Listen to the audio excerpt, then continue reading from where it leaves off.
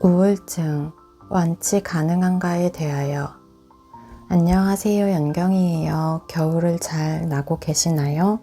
저는 생각을 많이 하면서 지내고 있어요. 나쁘거나 부정적인 생각은 아니고요. 식단과 운동, 그리고 관계, 마음에 대해서 생각을 정리하는 시간을 가지고 있어요. 식단이랑 운동은 다음에 이야기 나눠보고 싶은 주제예요. 저는 오랫동안 우울증을 앓고 몇 년간 약을 복용하는 중인데요. 듀로셉톨 캡슐 60mg, 클로나제팜정 0.5mg, 뉴프람정 5mg, 큐로켈정 12.5mg, 트리티고정 25mg 이렇게 처방된 걸 알 수 있어요. 항우울제와 신경안정제이고 하루에 1회 자기 전에 복용하고 있어요. 이 주제에 대해서 몇 개월 전부터 생각했는데 시청해주시는 분들과 구독자님들과 이야기를 나눠보고 싶었어요. 이 약의 용량이 사실 많은지 적은지는 저는 잘 모르죠. 의사가 아니니까. 그런데 의사 선생님은 최소한으로 쓰는 거라고 하셨고 병원 지하에 있는 약국에 가도 약사님도 그렇게 말씀해 주셨어요. 그런데 이 글을 쓰기 전날 밤에 자다가 깼는데 새벽 1시였어요. 평소 같으면 비몽사몽 하면서 다시 잠이 드는데 정신이 엄청 또렷하더라고요. 왜 이런가 싶었는데 순간 내가 약 안 먹고 잤구나 하고 알았어요.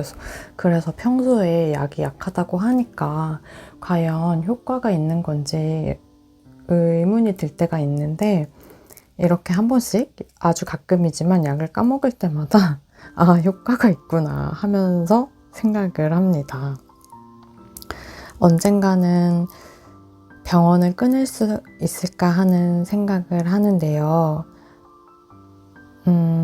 제가 5년 넘게 병원을 다니고 있고 어쩌면 우울증이라는 것은 내가 받아들이고 평생 함께 해야 하는 만성비염 같은 것이 아닐까, 완치가 가능할까 고민해 보았어요. 물론 고민의 이유는 문제 해결을 해보자 하는 마음이죠. 우울증에 대한 저의 개인적인 의견이고 저는 의사도 아니고 성인 환자의 입장에서 생각해 본 내용이라는 것을 참고하시고 양해도 부탁드려요. 우울증은 사전에서는 기분이 언짢아 명랑하지 아니한 심리 상태, 흔히 고민, 무능, 비관, 염세, 허무와 같은 관념 따위에 사로잡혀 있는 상태, 이렇게 정의하고 있어요. 저는 완치 여부는 경우마다 다르다고 생각을 해요. 너무 당연한 말이라서 어이없으실 수도 있지만 환자의 의지에 따라서 원인에 따라서 다를 것 같아요. 환자의 의지는 치료하면서 괜히 노력하려는 마음일 것 같고요. 그런 동시에 가장 중요한 부분이라고 생각합니다.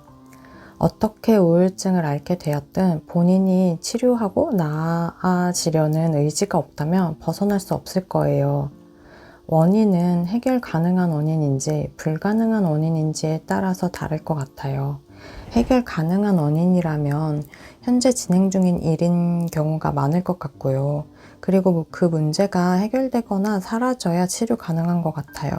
가령 우울증의 원인이 직장 내 괴롭힘이나 학교 폭력 같은 경우에 더 이상 괴롭히는 상대가 없거나 그곳을 떠나 이직을 하든 전학을 가든 다시 그곳에서 잘 적응한다면 하나의 지난 과거 에피소드가 되고 더 좋아질 확률이 높다고 생각을 해요. 트라우마로 남지 않고 당장 직면한 문제를 해결하고 잘 치료도 받고 했을 때요. 또 취업을 하고 싶은데 취업을 못해서 우울증이 왔다면 자신이 원하는 곳에 취업이 되면 그 마음도 더 나아질 수 있겠죠? 인간관계의 문제로 우울증이 왔다면 그게 해결이 되면 극복할 가능성이 높겠죠. 관계로부터 벗어나거나 관계가 회복된다거나 그리고 그 후에 또 자신이 겪었던 상처를 스스로 잘 돌봤을 때 완치될 수 있을 것 같아요. 제가 여기서 말씀드리고자 하는 거는 상황은 그대로인데 병원만 다녀서는 나아지는 게 너무 어려워요. 그러니까 제 주변에도 있는데 직장 생활이 되게 힘들지만 정신과를 다니면서 버티고 있는데 그 상황이 해결되지 않는 한 아무리 치료를 받아도 약간 제자리이고 힘든 거는 유지가 되더라고요. 물론 그 친구도 계속 성장을 하고 나아지려고 노력을 하고 하면서 차츰 좋아질 수 있겠지만 되게 지난한 시간이 필요할 거라는 생각이 들었어요. 저도 저랑 맞지 않아서 괴로웠던 직장을 벗어나니 그 부분이 주는 괴로움은 해결이 됐거든요. 물론 그 후에 경제적 앞가림을 못하니까 그 부분이 다시 불안의 원인이 되기도 했지만요. 예를 들어보고 나니 거의 다 제 얘기네요. 그런데 이렇게 말하다 보니 아무래도 우울증을 완치 가능한 경우와 불가능한 경우를 무 자르듯이 딱 자르기는 어렵다는 생각이 들어요. 좀 더 높은 확률과 낮은 것, 그러니까 어떤 스펙트럼에 있다고 보는 게 맞을 것 같아요. 그리고 그 스펙트럼 또한 개인마다 다를 거고요. 제가 완치하기 어렵다고 생각한 것을 누군가는 잘 극복해 나갈 수도 있고요. 저는 어린 시절의 트라우마로 인한 우울증이 제일 어렵게 느껴지는 것 같아요. 어린 시절의 트라우마는 왜 유독 우리를 괴롭히는 것일까요? 기억이라는 것은 지울 수가 없는데요.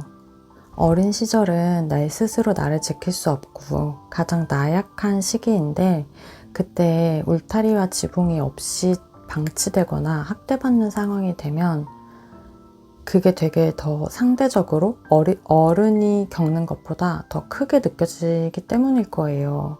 그리고 한참 인간관계를 맺고 정서적으로 유대감을 맺으면서 마음이 성장하는 시기니까요. 기억이라는 것은 지울 수가 없어요. 우울증이 아니라도 지우고 싶은 기억 하나쯤은 있으실 것 같아요. 어린 시절 심하게 겪은 괴로운 사건은 트라우마를 남기고 각인이 되잖아요. 그런 경우가 많죠. 그것이 일상생활에 지장을 주거나 자신이 해결하지 못할 만큼 괴롭다면 치료가 필요해요. 결론적으로 제 생각은 우울증은 완치할 수 있지만 완전 말끔히 낫는 것은 드물 것 같아요. 어쩌면 이건 꾸준히 마음을 관리해야 하는 병, 내가 성장해야 하는 병인 것 같아요. 특히 우울증이 중증일 경우에 치료는 필수적이고요. 가족과 친구의 지지가 매우 중요해요. 그러나 그 방법은 신중하셔야 해요. 무조건 힘내라, 무조건 밖으로 나와라. 이건 좋은 방법이 아닐 경우가 많아요. 아직 저는 제 주변에서 우울증 있는 분이 완치되었다는 케이스를 보지는 못했어요. 하지만 제가 좋아하는 유튜버 마인드풀 TV 채널을 운영하는 정민님은 많은 트라우마를 극복하고 우울증도 병원의 도움을 받지 않고 완치한 분이에요. 정민님이 운영하는 유튜브 채널은 명상과 마음을 경영하는 방법을 알려주는 곳입니다. 전에도 말씀드린 적 있는데 또 소개해 보아요. 안타깝게도 제 주변에는 아직 없지만 그런 사람 제가 되어 보려고 합니다. 이렇게 글을 썼는데요. 오늘 녹음을 하는 오늘 생리전 증후군으로 엄청 감정 기복을 또 겪으면서 과연 내가 할 수 있을까 하는 마음이 들기도 하는데요. 또 그리고 작년 여름에 있었던 일을 생각하면 제가 감히 이런 말씀을 드려도 되는지 모르겠어요. 저는 작년 여름에만 해도 자살 시도를 했으니까요. 제가 너무 보잘것없고 민폐만 끼치는 존재라고 생각을 했어요. 아빠가 젊음을 다해서 내 뒷바라지를 해줬지만 임용도 포기하고 공무원이 됐지만 몇 년 다니다 그만두고 큰 실망을 안겨드렸고 카페를 열고 폐업을 하고 돈도 못 벌고 남편에게 의지하며 살고 있고 누구에게도 도움이 되지 않고 기여할 수 없는 인간 같았어요. 물론 그 후에 몇 개월씩 기간제로 학교에서 일도 했지만 궁극적인 저의 직업을 찾지는 못하고 있었으니까요. 그럼 그냥 없는 게 낫지 않나. 나는 사실 마음 편히 열심히 살지 않은 날이 없는데 하고 생각했어요. 그리고 이제는 더 노력할 에너지가 나에겐 없다고, 그렇다면 나는 없는 게 맞다고 생각했어요. 누군가 이런 생각을 한다면 그 마음이 어떤 건지 저는 너무 잘 알아요. 그렇다고 고의적 자해를 동의한다는 건 절대 아니에요. 그래도 그런 마음이 얼마나 힘든지 제가 안다는 거예요. 그런데 이걸 왜 극복해야겠다고 생각했느냐 물으신다면 이제는 그럴 때도 됐다, 이렇게 생각을 합니다. 네, 농담이고요. 제가 너무 절망적일 때 친구의 권유로 정민님의 채널을 알게 되었어요. 그때 정민님은 저에게 희망이었어요. 그리고 이제는 제가 누군가의 희망이 되고 싶다는 마음이 들었어요. 그리고 저 스스로도 정말 자유롭고 상처로부터 해방된 마음으로 살고 싶고요.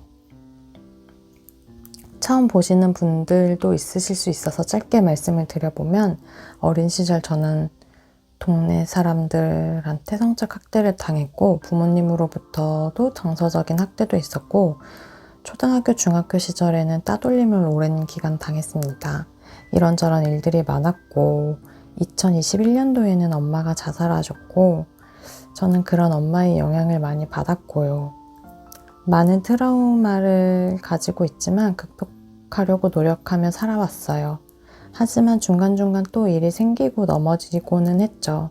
그런데 이제 정말 몸도 마음도 어떤 선을 넘고 싶다고 생각을 해요. 돌아보니 저는 저의 30대를 그렇게 야무지게 살지 못했어요.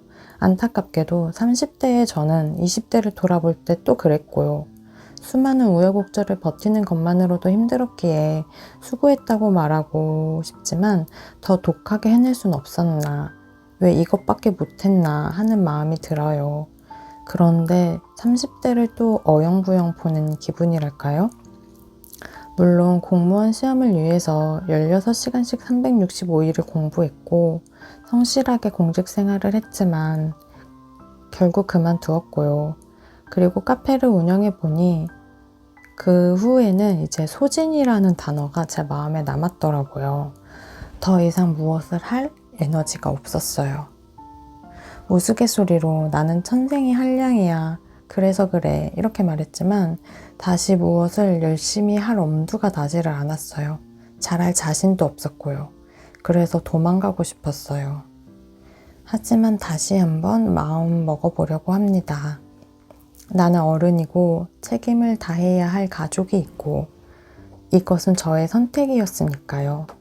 유튜브를 하면서 좋은 구독자님들을 만나서 1년을 보내고 글쓰기 모임을 하면서 조금씩 에너지가 채워졌나 봐요. 정말 고맙습니다. 그리고 제가 저희 집 근처 파프리카짐이라는 곳에서 새벽 아르바이트를 하는데요. 그곳에서 운동하는 분들을 보면서 자극도 많이 받았어요. 영상이 길어질 것 같아서 제가 우울증을 치료하기 위해서 무엇을 어떻게 하고 있는지, 무엇을 하면 좋고 무엇이 필요한지, 또 제가 읽고 도움받은 책은 무엇인지, 어느 부분이 좋았는지 이런 것들을 하나하나 이야기해 보려고 해요. 제가 또 이렇게 늦게 영상을 올리잖아요. 솔직히 말씀드리면 저는 유튜브를 진짜 잘하고 싶어요. 사실 누구의 신경도 안 쓰고 살고 싶기는 한데 제일 많이 신경 쓰이는 사람이 남편이거든요. 남편한테 떳떳하게 나 이렇게 잘해낸다 이거를 좀 보여주고 싶어요. 그러면 이걸 우선순위에 놓고 하루하루 생활을 해야 하잖아요. 그런데 문제는 저는 자꾸 자잘한 일들을 다 하고 제일 중요한 영상 작업을 홀가분한 마음으로 하고 싶다 이렇게 생각을 한다는 거예요. 그런데 집안일은 끝이 없단 말이에요. 진짜 해보신 분들은 알 거예요. 저는 집에서 가만히 있는 스타일이 아니라서 자꾸 움직이고 해야 할 게 보여요. 머리로는 아는데 잘 고치지 못하는 습관이에요.